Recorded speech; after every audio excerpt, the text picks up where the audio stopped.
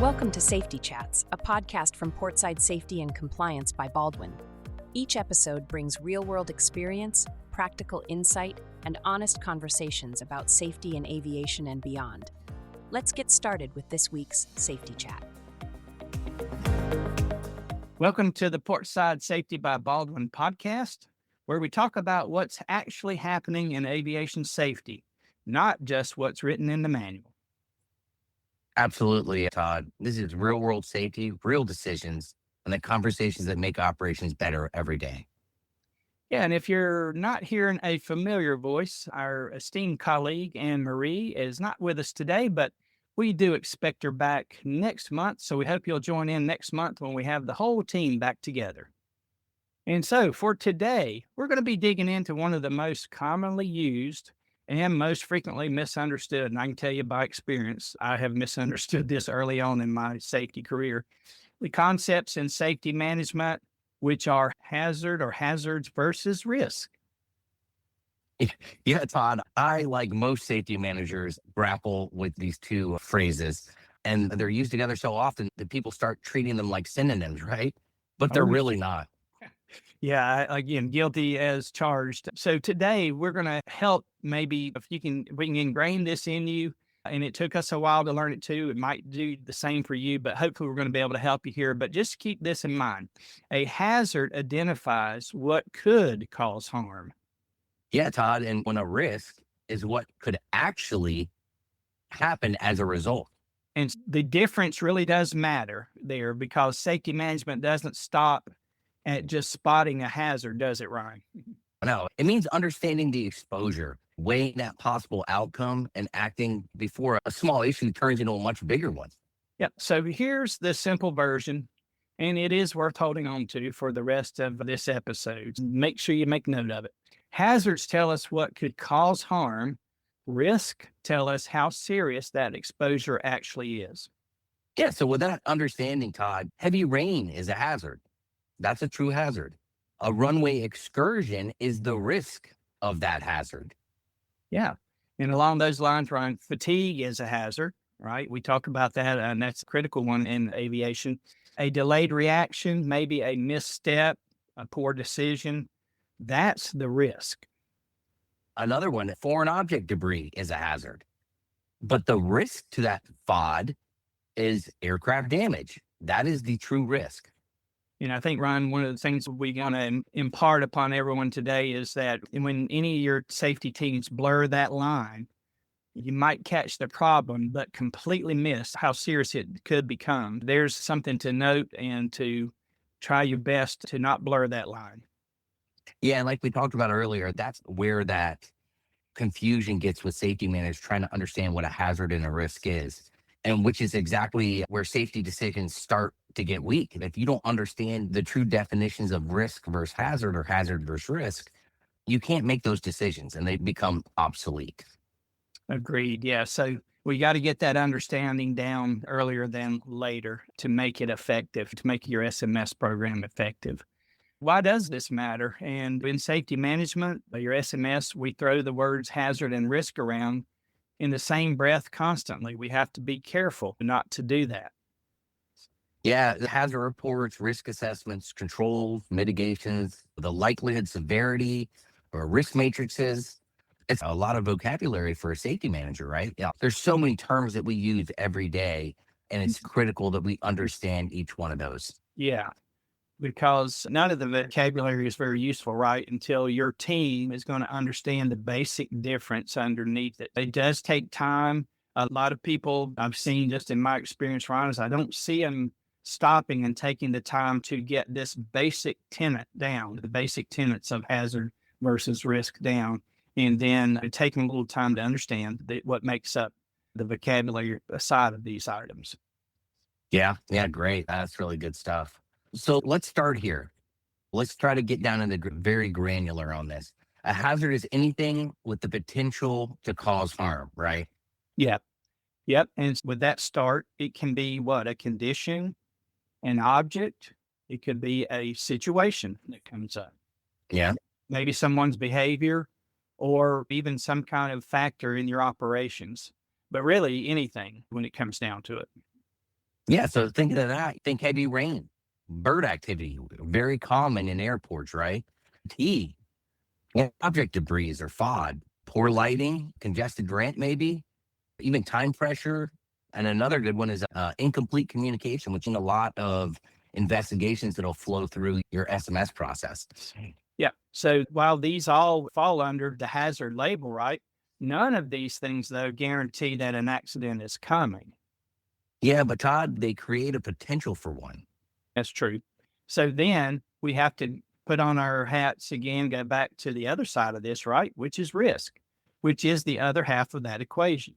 Once I got this to sink in, if I just remember that it's the risk is the likelihood and severity of harm that would actually come from the hazard. Yeah, which really comes down to two questions, right? So, how likely is this to happen? You have to ask yourself that. And that's what you're constantly doing in your role as someone in safety, a safety manager, safety director. But yes, you want to always ask that question: how likely is this to happen? Yeah. And then the other side of it is how serious could the outcome be if it does, right? That's the whole point of risk mitigation and understanding risk. Yeah. We mentioned earlier the distinction or the differences do matter because safety management isn't just about building a list of hazards, is it, Ryan? No, it's about understanding where those hazards could lead and deciding what to actually do about them. Yeah, exactly. I think one of the things we see with clients, we have a software system that we provide, and it's great for collecting all of this data. But the thing is, what do you do with it? We want to encourage you to you identify the hazards, but what's the next step? What are we going to do with that data once we collect it all? A key piece of this is once you start separating hazards from risk, the entire safety conversation gets sharper. Yeah, I follow you, Ryan, because instead of just saying, for example, we have heavy rain, the conversation then becomes, what could heavy rain actually cause in this operation? Yeah, could it reduce braking action? Maybe cut your visibility, maybe, or stretch the landing distance. That's a big thing with larger aircraft, right? Yeah, it comes down to the right control. Is it going to affect the control of the aircraft? And then could it set up a runway excursion, which obviously you're always trying to prevent? Sure. Yeah, and that's the real difference between naming a condition and truly understanding the exposure behind it. Yeah. Let's jump over, Ryan, to fatigue and talk about that. And so Awesome. the same logic is going to apply to fatigue, right? And that's certainly an insidious factor that I'm not sure that gets enough attention in operations because No? we're geared as humans or we want to get the mission done. But anyway, saying fatigue is present, that's the hazard. Yeah, and the risk conversation has to go farther than that, Todd. Yeah, I agree. And often it doesn't. So we're here to encourage you. Take it to that next level. Could fatigue lead to a missed checklist item? Yep, I've seen that happen. How about a delayed Absolutely. action or maybe even a breakdown in communication? Yeah, could it tip the odds towards an operational error, which I think we've all seen, even our listeners. You've all seen these play out in your own operations. Yeah. Our SMS. This is where it really earns its keep, right? This is why we have one, why we develop our SMS is to keep us on top of situations like this. Yeah, that hazard identification that you're documenting in your SMS database tells you what's present. And then the risk assessment tells you what could happen next. That's the important takeaway. Oh, yeah. Yep. And so we arrive at this point and know once we do know and can understand what could happen next, then is when we can actually start choosing the controls that make sense for that risk to try to figure out. Basically, we're talking mitigation. How are we going to mitigate the risk from that hazard that we've identified? Yeah, and that's the whole point, Todd. Like you want to be able to mitigate this stuff to the maximum extent possible. For heavy rain, you might mean checking runway condition reports, reviewing braking action, maybe tightening up an approach planning procedure, reinforcing stabilized approach criteria is another one, staying ready for a go around or adding operational limits when conditions call for it. That's the kind of granularity we need and you guys need in your SMS processes. Yeah. And for fatigue, again, back to fatigue, it might be even your scheduling practices. You take a look at those. The crews just aren't getting the necessary and required rest time. Crew resource management, CRM. Wow, the problems with CRM happens more than we like to see, even this day and time, with the increased emphasis on it and with the training that happens. But how about your rest policies? Are you paying attention to those and ensuring that they are consistent with keeping your crews fresh and ready for their missions? The reporting of fatigue. See, some operations just unfortunately haven't caught up with what the true SMS is all about, right? It's just, Yeah. being safe, right? Report the fatigue. It should not be a negative on you when you do that. But also, there's the cross checking of your critical task that could be affected. And then the thing is, and what I was alluding to earlier, was building a culture where people will speak up. You got to have Yeah. that. And we talk about that safety culture almost every podcast and how important it is to build that positive safety culture. So Man, spot on, Todd. I assume we'll continue to do that, Ryan, and all the rest of our Oh, podcasts yeah. going forward. Yeah. But That's always going to be one of yeah. the top topics we're always going to talk about. The key point underneath all of this, Todd, is what? All right. So let's boil it down to this. A hazard on its own doesn't tell us enough, Ryan. That's that's great. That is what your SMS is all about, is identifying the hazards. Sure. But it's the risk attached to that hazard that actually tells us what to do, though. Yeah, I agree. So the process here, hopefully now our audience is getting the feel, Ryan, and starting to differentiate, right, between hazard versus risk. All right. Yeah. So again, what actually breaks down when teams mix these two up, Ryan, I think is probably the question, and that we're going to try to help the audience with today. But I think there's a few things, honestly, that take place. The number one thing that I saw is your safety reports become very vague, very fast, right? Yeah. Because people don't understand any of this stuff. Unless you explain it to them in the simplified terms that we're explaining to you now in this podcast. And this is where your safety managers, directors really pay dividends for you, because they do see a lot of reports that come in. They might just say weather was bad. And me and you have seen that. You've seen those safety reports that literally took the end user 5 seconds to fill out. You've got to be a little bit more down in the weeds. Yeah. When you're talking about weather was bad, that name's a general hazard, sure, but it tells nothing about the actual risk. Your safety manager, like we were, safety directors, the roles we've been in the past, we were left to then, okay, we know that there's more information needed. So, we would need to go back to the submitter and say, hey, okay, the weather was bad, but was the visibility reduced? How about the braking action? How was that affected? And maybe even like a crosswind concern, or maybe there was contamination caused by that bad weather. It needs more explanation. Oh, yeah. Was there a real risk of excursion? Was it an unstable approach or a loss of control?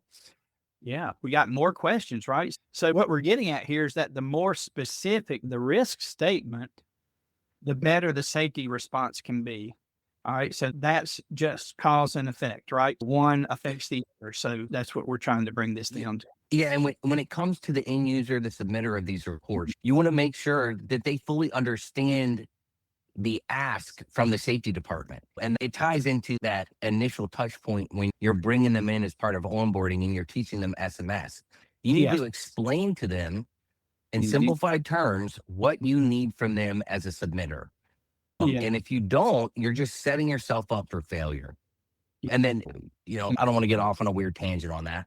But the second main thing here is teams end up chasing the wrong priority because of all this other stuff we're talking about. Yeah, they get distracted. Yeah, exactly. Because as you and I know, and our audience, probably everyone knows, that not every hazard will carry the same level of risk. Some operations are a little more risk averse than others. But again, the bottom line is they don't carry the same risk. Every hazard does not carry the same risk level. Oh, yeah, absolutely. A hazard that's unlikely or has a minor consequences doesn't need the same response as one that's frequent or could lead somewhere severe. Oh, yeah. That's and there's an important distinction. And that's why we take the time to evaluate our risk. And we do that how, right? We mentioned it earlier by combining the probability that something will happen with how severe will it be. So we combine probability and severity together. Yeah. The probability is how likely is it to happen? And then when we talk about severity, how serious could it be if it does happen? That's the two main pieces you got to remember. Yeah. So again, we're putting those two together, right? Everybody's developing this mental picture now, right? So we're pulling those two together. And when you do that, you get a risk level. And typically what we see with our clients and the SMS is that they're normally going to rate those risk levels, from either a low to a medium or a high. Yeah. Yeah. Let's take bird activity. Yeah. When living up in Alaska, major migratory routes, Oh, yeah. take that bird activity. Yeah. Take that bird activity around an airport. That's a pretty known hazard. And especially up in Alaska, a very substantial hazard with bird activity. Yeah. So it would stand to reason that the risk level shifts depending on the number of birds. Like Ryan just mentioned, he's had firsthand experience in Alaska knowing that there probably is more bird activity up there in Alaska. So the location is critical to helping with these risk levels, determining those. Okay, what phase of flight, right? Any recent strike history? Most airports collect that data, right? And that at your fingertips. Maybe there's a particular time of day that they're more active. So you always want to be aware of that. And then what controls are already in place? I think, Ryan, if I remember right, I've seen these wildlife officers out there on the field and they have they shoot these cartridges or blanks to make a loud noise to scare birds off. So I've seen. So I was actually tasked to run that bash program at the base I was at. So I had a 7-person team that was phenomenal that ran that program for me. Yeah, very effective. It looked like. Yeah, no, it was great. Yeah, and it's the same hazard, but very different risks, and it just depended on the day. And that's why we take the time to learn these things. And then that starts helping us get that clearer picture, which we're after, right? That clear picture of what we are faced with. And it's worth sitting with for a second when we think about it. Hazards tend to be constant, but the risk can be dynamic. And we usually find that case, right? Yeah, it's that risk is always going to move with the operation. You have the traffic volume, the weather, the fatigue, equipment status, time pressure, training, communication, all of it shifts the risk a level up or down. It's going to constantly vary to and from. Yeah. And that's, again, why your safety personnel need to understand this, right? The third thing, and this is a big one as we're moving through this, but the controls stop matching the actual exposure. So it's critical that doesn't happen.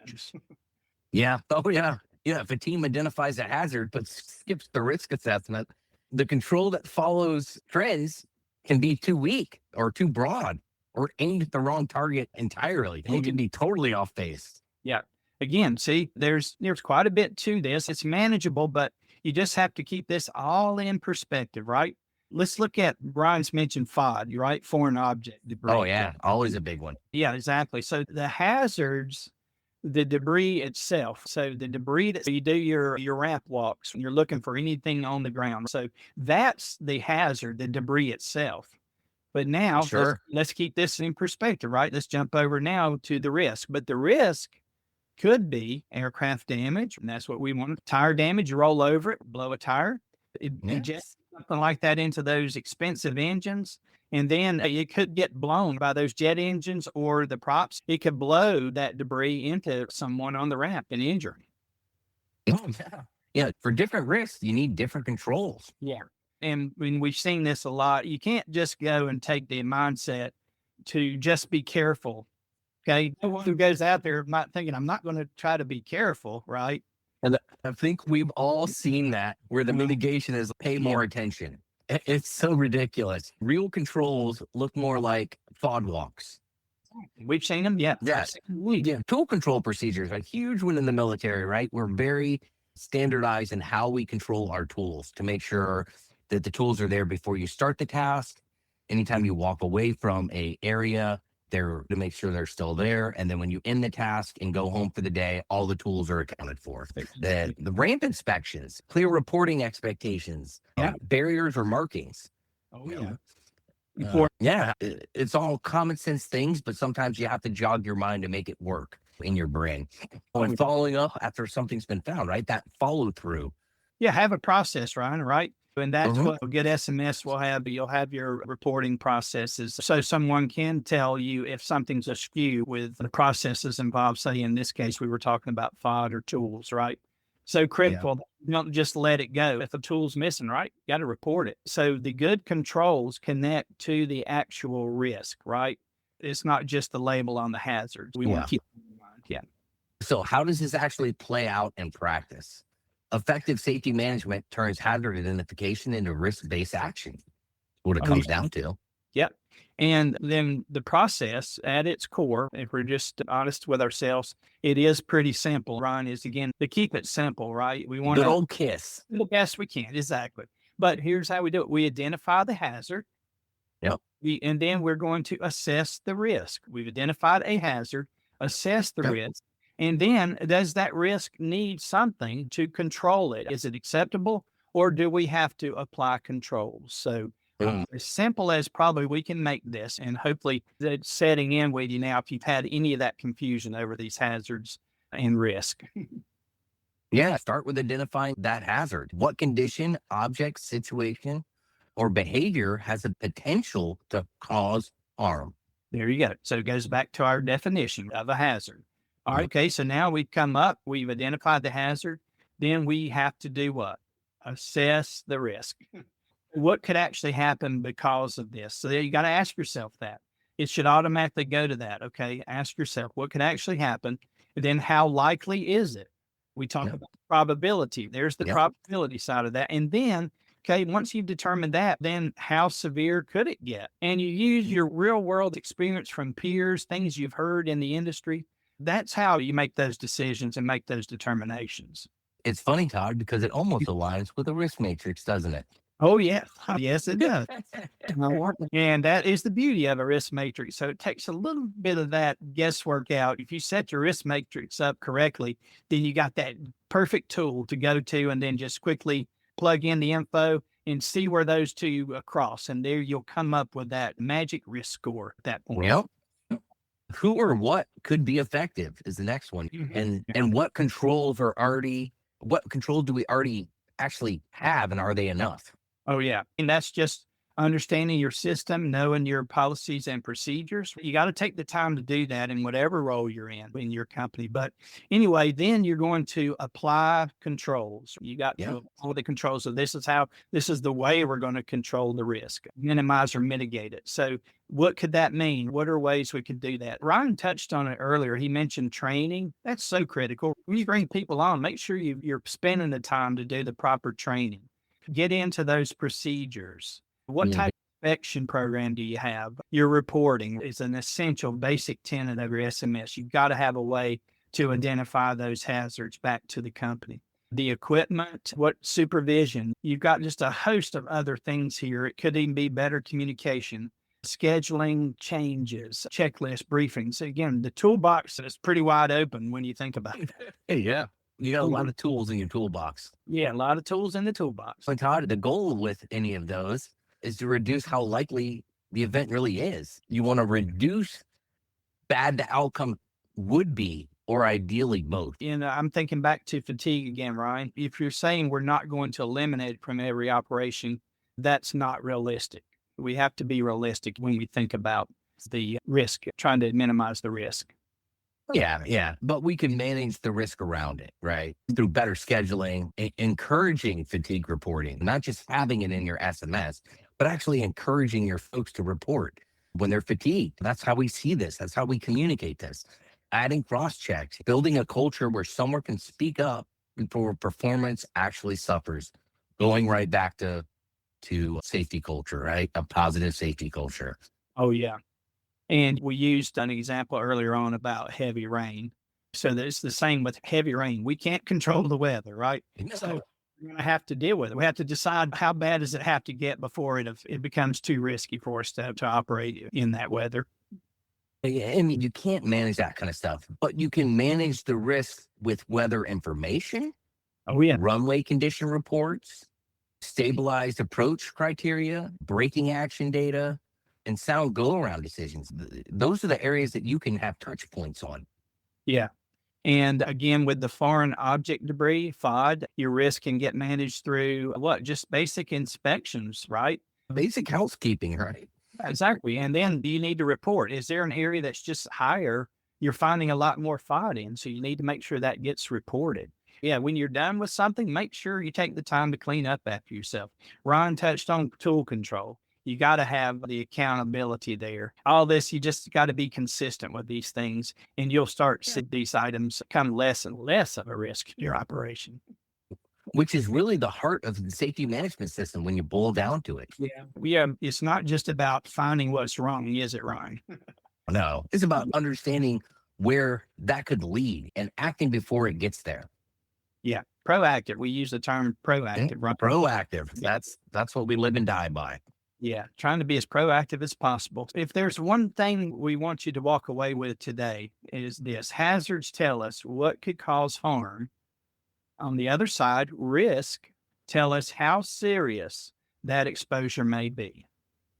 Yeah, Todd. Yeah, a hazard is a source of possible harm. And then risk is the exposure, okay, that hazard actually creates. All right. So if you keep those separate now, we're hoping we're getting you to a better point there if you've had any confusion on that. Yeah. And once a team understands that difference, I think the decisions get almost automatic. Once your brain is programmed to understand these concepts we're talking about today, it will become automatic and you will be able to visualize hazards that are getting pushed up through safety reports and you will be able to document them on your hazard logs. Yeah.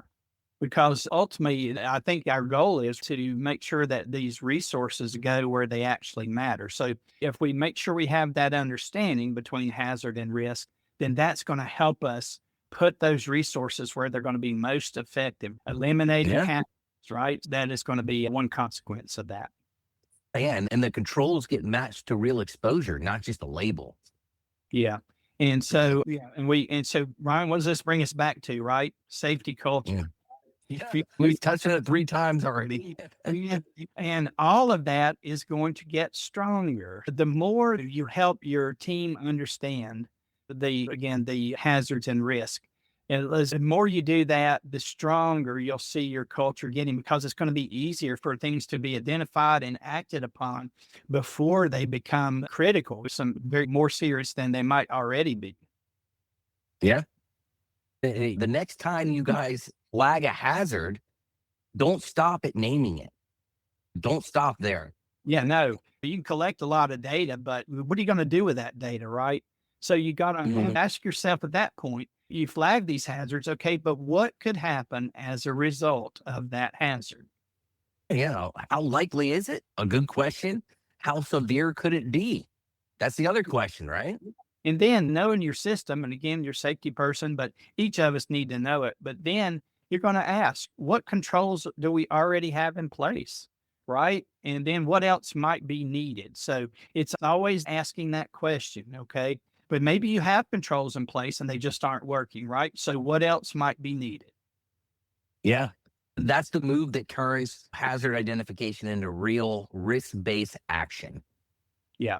And it's ongoing, isn't it, Ryan? It's a never-ending process. Never-ending process. Yeah, we hope that we've helped you in some way. If you've ever had that confusion, like I think Ryan said it too, we've all been there. Hazards versus risk. Take time to you understand it yourself, and then make sure that you help others within your organization understand it. It's critical. And watch your safety culture just take off and go to places you never thought before once you get this ingrained within your organization. We want to thank you for listening to the Portside Safety by Baldwin podcast today. It's been a pleasure. Yeah, it really has. It's been awesome talking with you again, Todd. For our listeners, if you got anything out of this conversation we had today, pass it along to someone on your team. Pass it along to your whole team so they can fully understand it, because better conversations really do make better operations. Yep, that's right. And until next time, we'll see you then. This podcast is brought to you by Portside Safety and Compliance by Baldwin, the leader in safety management for the transportation industry. Since 2004, Baldwin has been providing state-of-the-art solutions and 24/7 support to the aviation and transportation industries. Baldwin's clients include all sizes and types of transportation operators. Baldwin provides safety and related business services to commercial, charter, medical transporters, FBOs, MROs, airports, flight schools, UAS operators, firefighters, OEMs, ground transport operators, and others.